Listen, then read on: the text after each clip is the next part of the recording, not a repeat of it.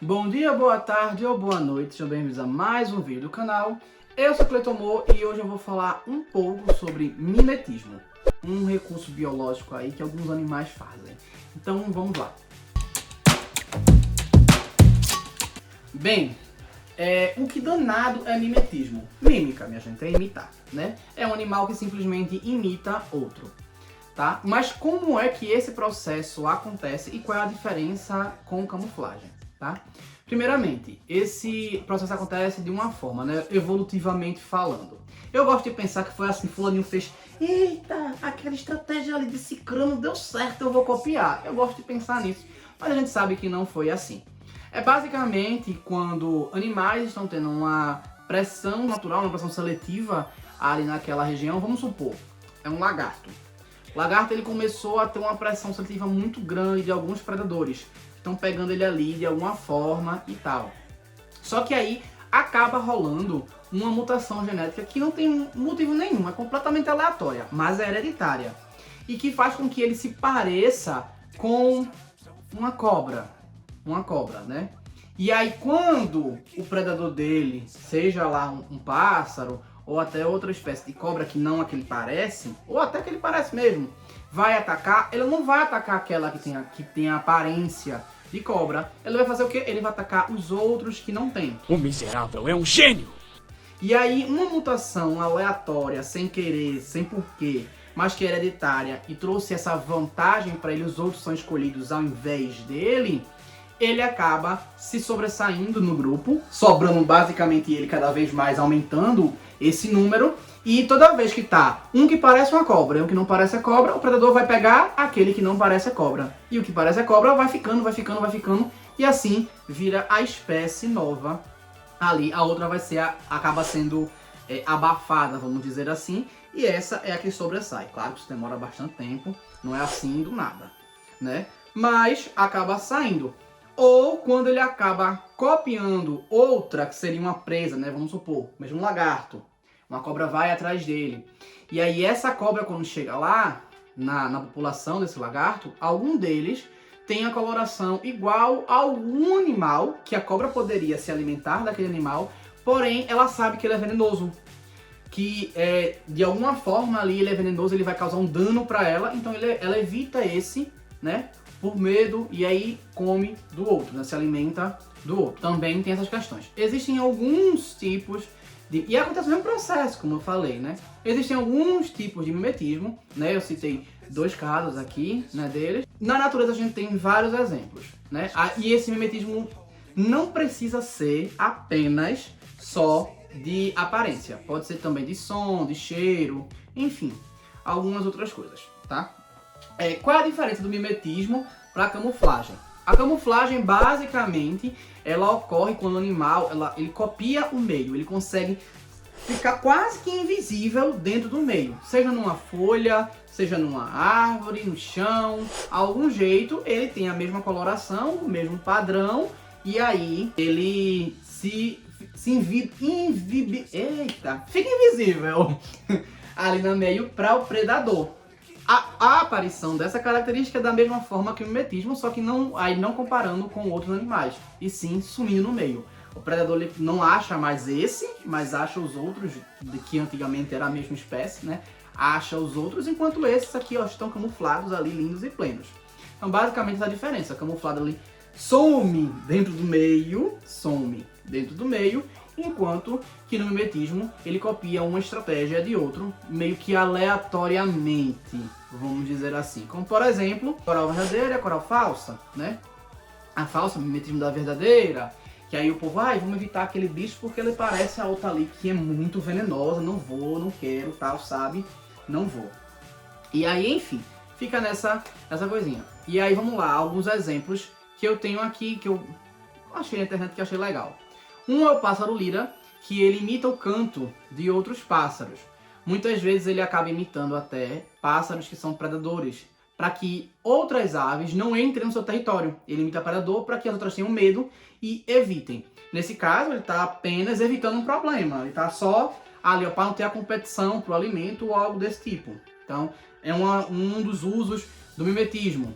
A jaguatirica, ela ela simula o choro de um macaco bebê, para que outros macacos venham resgatar esse bebê e aí ela possa dar o bote e se alimentar. A senhora é destruidora mesmo, viu, viado? Também é um mimetismo de som, então, só que aí é por outra estratégia. Nesse caso aqui é para atrair a presa.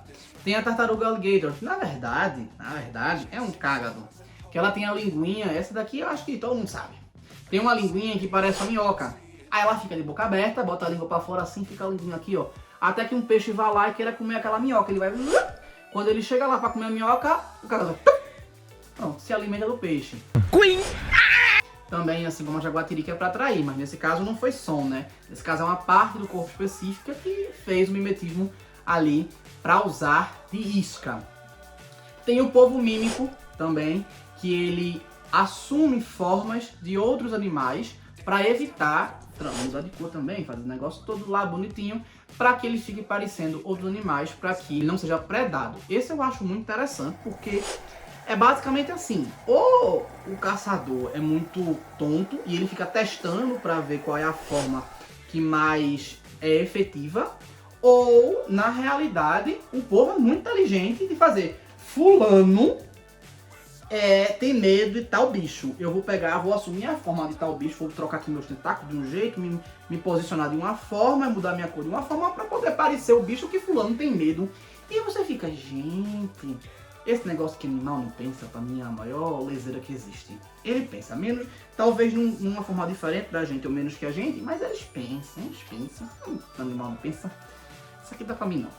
Mas tá. E outra que também eu trouxe aqui foi a cobra hognose, né? Ela parece uma cascavel e ela usa isso justamente para poder se proteger de possíveis ataques. Também existe uma, num caso, que é a borboleta monarca e a borboleta vice-rei. Essas borboletas elas têm muita semelhança e elas têm toxinas, então elas não são palatáveis para os predadores. A vice-rei, ela meio que imitou a monarca de certa forma, só que ela também tem toxinas. São diferentes, mas também tem. No caso desse caso aqui, é chamado milleriano, o mimetismo milleriano. Quando um imita o outro, mas só um que representa perigo, o original é que representa perigo, chama de batesiano. Então se a cobra, a coral, por exemplo, coral é perigosa, a falsa não, isso é batesiano. No caso das borboletas, as duas são perigosas, mesmo uma tendo imita da outra, esse é milleriano, tá? E aí eu vou trazer uma curiosidade, né? Que nesse caso é para Pokémon, tá? Existe um Pokémon que ele é basicamente Pokémon mimetismo, só que de uma forma muito peculiar, é o Tatsugiri. E por que o Tatsugiri ele mimetiza uma comida? Bem, a questão do mimetismo dele, ela envolve não só estratégia dele, como também a tipagem dele, tá? No caso da estratégia dele, é porque ele tem que parecer suculento e frágil para o Dodonzo se alimentar dele. Só que quando o Dodonzo se alimenta dele, quem controla o Dodonzo é o Tatsugiri, basicamente. Controla entre aspas, né? Ele usufrui do fato de estar dentro da boca do Dodonzo, ele não acaba não sendo comido pelo Dodonzo e se alimenta dos restos do alimento do Dodonzo ali na boca e tal, aquele negócio todo, e aí é uma vantagem para ele, é uma esperteza. É uma esperteza para ele, então ele se finge daquele jeito. Ou para, por exemplo, fingir de isca para outros animais, quando eles chegam perto, ele vai e ataca e abate. Então ele se usa de isca mimetizando algo frágil ou algum alimento, né? Basicamente é para ele fingir que é só um peixe indefeso, tá? E aí, por imitar um peixe indefeso, ele não necessariamente precisava ser só água. Como ele usa uma estratégia de interpretação, ele tem um pensamento e tal, aquele negócio todo, é como se ele fosse uma entidade que fizesse alguma coisa para poder sair beneficiada. E como dragões são entidades, basicamente ele recebeu o tipo dragão. Ele poderia ser fada? Poderia ser, mas como esse tipo de estratégia que ele faz é uma estratégia meio de traição, e normalmente em Pokémon se associa aqui quando é pra construir ou replicar é fada e quando pra destruir é dragão, ele é tipo dragão por causa disso. E por isso que ele não é fada, mesmo parecendo uma comida, porque ele é pra parecer uma comida e não pra ser uma comida. Como por exemplo, como é o nome de papimote em inglês? Fidalth, que é um pão, e aí é fada porque é um pão. Dashbon, igualmente. Perobat, Perorim, que são algodão doce, né, que é Swirlix e Slurpoff. Enfim, é isso, eu espero que tenham gostado e entendido. Então curtam, comentem, compartilhem, se inscrevam no canal e se não sabem o que escrever, escrevam copia e cola. E é isso, valeu!